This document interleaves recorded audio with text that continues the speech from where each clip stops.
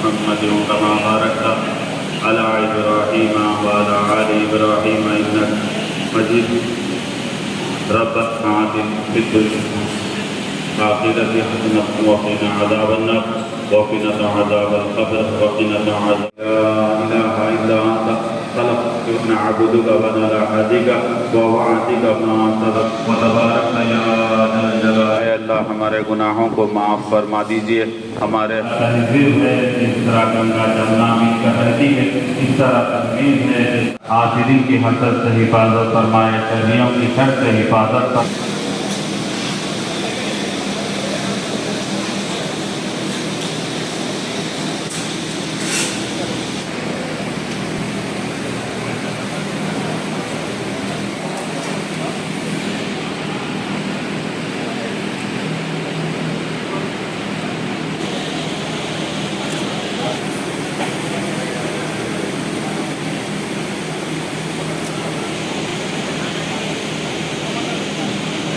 हमारे कलेक्टर साहब बात के बाद इंशाअल्लाह अगर जो है ना नमाज के जहाँ पे होगी नमाज भी होगी।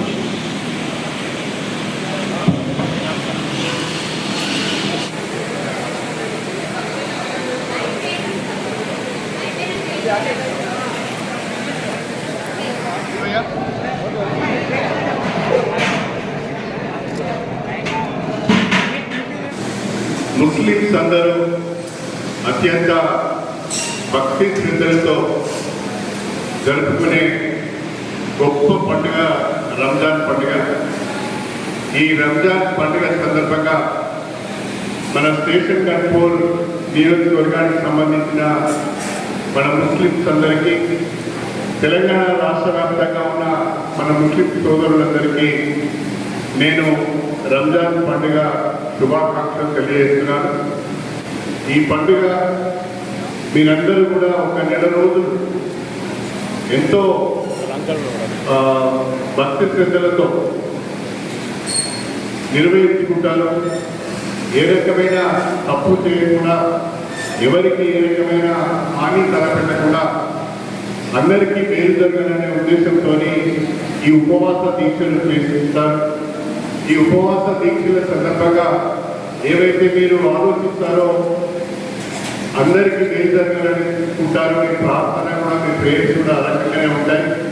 నేను మీ అందరికీ సందర్భంగా రాష్ట్ర ప్రభుత్వ పరంగా మన ముఖ్యమంత్రి రేవంత్ రెడ్డి గారి తరఫున మీ అందరికీ కూడా ఈద్ ముబారక్ తెలియజేస్తున్నాను। ఇక్కడ తెలంగాణ రాష్ట్రంలో కానీ భారతదేశ వ్యాప్తంగా కానీ ముస్లిమ్స్ చాలా ఆర్థికంగా, విద్యాపరంగా, రాజకీయంగా వెనుకబడి ఉన్నారు।